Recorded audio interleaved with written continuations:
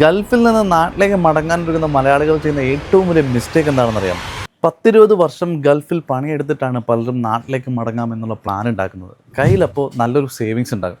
പക്ഷേ ഏതാനും വർഷങ്ങൾക്കുള്ളിൽ ഇവർ സാമ്പത്തികമായി ബുദ്ധിമുട്ടാൻ തുടങ്ങുകയാണ്. കാരണം ഇവർ റിട്ടേൺ പ്ലാൻ ചെയ്തു, പക്ഷേ ലൈഫ് ആഫ്റ്റർ റിട്ടേൺ ഇവർ പ്ലാൻ ചെയ്തിട്ടില്ല എന്നുള്ളതാണ്.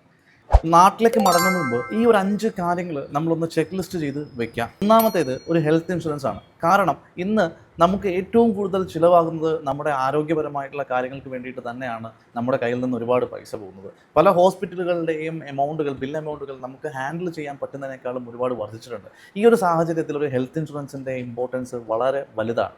രണ്ടാമതായിട്ട് ഒരു എമർജൻസി ഫണ്ട്, ഒരു 12 മാസം നമുക്ക് സർവൈവ് ചെയ്യാനായിട്ടുള്ള ഒരു എമർജൻസി ഫണ്ട് നമ്മുടെ കയ്യിലുണ്ടോ? ഇൻ കേസ് എന്തെങ്കിലും ഒരു ആവശ്യം പെട്ടെന്ന് ഉണ്ടാകുകയാണെങ്കിൽ അതിന് മാനേജ് ചെയ്യാനായിട്ട് ഒരു 12 മാസത്തേക്കുള്ള ഒരു എമർജൻസി ഫണ്ട് നമ്മുടെ കയ്യിലുണ്ടോ?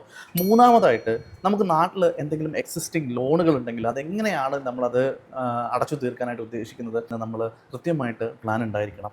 നാലാമതായിട്ട് നമുക്ക് ഒരു വരുമാനം എല്ലായ്പ്പോഴും ആവശ്യമാണ്. ഒരു മന്ത്ലി ഇൻകം, ഒരു ക്യാഷ് ഫ്ലോ. അതിനായി നമ്മൾ എന്ത് ചെയ്തിട്ടുണ്ട്? ഈ ഒരു കാര്യം നമ്മൾ പ്രവാസ ജീവിതം അവസാനിപ്പിക്കുന്നതിന് മുൻപ് തന്നെ ചെയ്തു തുടങ്ങേണ്ടത് വളരെ ഇമ്പോർട്ടൻ്റ് ആയിട്ടുള്ള കാര്യമാണ്. ഏറ്റവും അവസാനത്തേത് നമ്മുടെ കുട്ടികളുടെ വിദ്യാഭ്യാസമാണ്. എങ്ങനെയാണ് അവരുടെ വിദ്യാഭ്യാസം നമ്മൾ മാനേജ് ചെയ്യാൻ പോകുന്നത്? എന്തൊക്കെയാണ് അവരുടെ വിദ്യാഭ്യാസത്തിന് വേണ്ടി വരുന്ന ചിലവുകൾ? ആ എമൗണ്ട് നമ്മുടെ കയ്യിലുണ്ടോ? അല്ലെങ്കിൽ എങ്ങനെയാണ് നമ്മൾ ആ എമൗണ്ട് കണ്ടെത്താൻ പോകുന്നത്?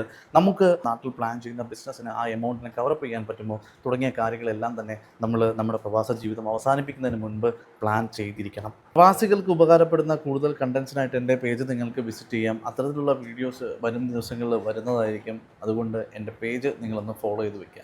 ബൈ.